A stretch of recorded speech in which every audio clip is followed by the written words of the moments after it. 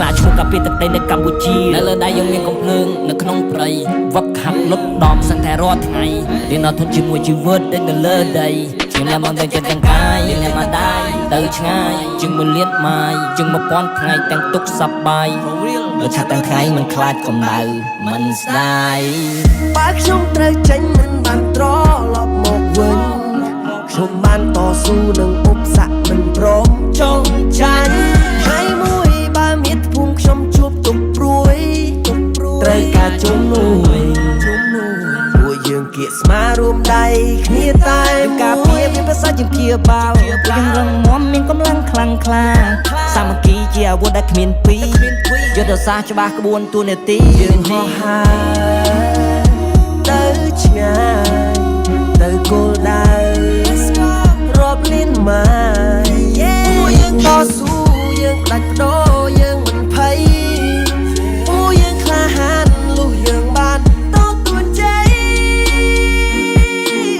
កាពីដីសុវណ្ណភូមិកាពីដីសុវណ្ណភូមិនេះជាកម្ពុជាខាងសត្រូវមិនឲ្យចូលសត្រូវមិនឲ្យចូលអាយុជីវិតខ្ញុំយកបេះដូងមកផ្លាច់ដូរហើយទូនេតិកតាបកខ្ញុំផ្លាច់ដូរ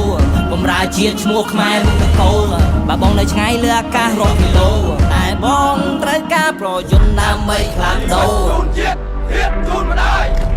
ដូចជាទាំងហោ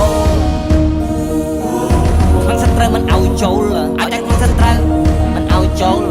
ឈ្មោះខ្មែរពូនពងនគរអ្នកជាបរទេសជិះជាន់ខ្ញុំនឹងបដូរខ្ញុំនឹងដាច់បដូរដូចជាទឹកហូរបដូរទៅជាកម្លាំងព្រៀមចេញទៅច្បាំងយើងមិនខ្លាចអង្អាចតាំងខ្លួនជាអ្នកចម្បាំងពួកយើងសូមរកវាយលោកកាពីបើខ្ញុំត្រូវចេញមិនបានត្រឡប់មកវិញខ្ញុំបានតស៊ូនឹងឧបសគ្គមិនព្រមចង់ចាញ់ថ្ងៃមួយបើមាតុភូមិខ្ញុំជួបទុកព្រួយត្រូវការជំនួយទី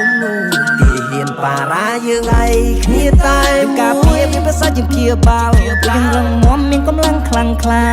សាមគ្គីជាអាវុធដែលគ្មានពីរយុទ្ធសាស្ត្រច្បាស់ក្បួនទូនាទីយើងហោះហើរទៅឆ្ងាយទៅគោលដៅរាប់លានម៉ាយពួកយើងតស៊ូយើងដាច់បដូរយើងមិនភ័យពួកយើងក្លាហានលុះយើងបានទទួលជ័យ